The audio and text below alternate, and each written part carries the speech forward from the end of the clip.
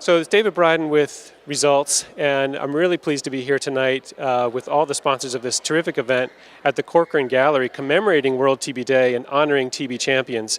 And what makes it extra special for us is that we have TB survivors to contribute their voice about why this issue matters and what the world needs to do. So we have with us Caryn Kaufman from Irvine, California, and you're a teacher, and a number of years ago, your son was in elementary school and became infected with MDR TB. How did this come about, and what was the experience like?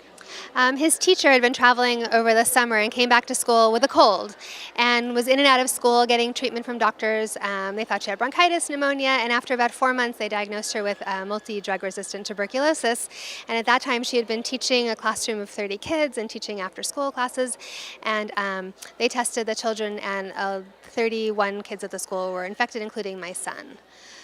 Wow, so that must have been such an incredibly scary experience. And after that test result came out, the children, including your son, were started on treatment, but about half the children could not even complete the treatment. Your son was one of those. Why couldn't he complete this treatment? They put him on 2 medications. They put him on levofloxacin and PZA, which were the 2 drugs that they decided to try because there are no drugs for children for MDR TB. And that, to me, as a parent in this day and age, I thought for sure there would be medicine to fix this. And there really wasn't. They were sort of a trial of these drugs. And Jake was put on these 2 medications, and after a few months and lots of blood draws, which were pretty traumatic for him, his liver function tests were elevated and they had to stop them. And then soon after his liver function was normal, they put him back on levofloxacin, and very soon after that he started having wide-awake hallucinations, which after a very scary trip to the ER we found out was a side effect of the medication. It must have been really scary. So he was not able to complete the therapy, and as a mother, how do you see this now? Many of the children, including your son, were not able to complete the therapy. Does that worry you at this stage in terms of the preventive effect that you were hoping to get from the therapy?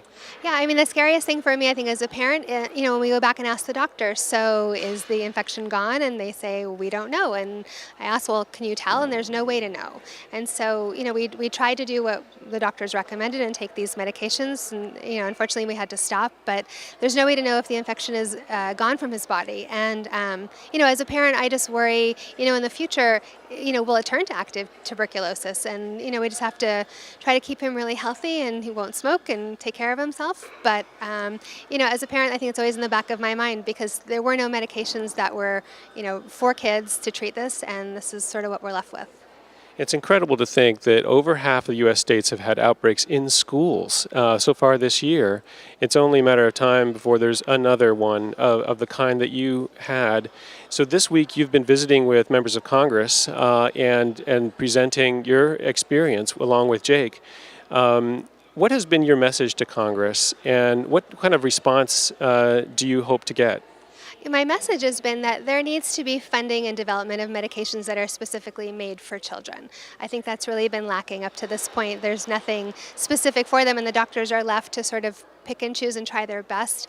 But I think there needs to be a treatment for kids so that, kids like my son and other kids don't have to go through this. They can take a medication that's, for maybe a shorter amount of time with no side effects, which is, I think, what there should be. So I think, research and development and funding to find a pediatric cure for tuberculosis is really important. Thank you for contributing your voice this week. It's been really helpful to have you and your son here. So congratulations again. Thank you. It's been great to have these TB survivors here, and hope you'll tune in for the rest of the broadcast. Thanks very much.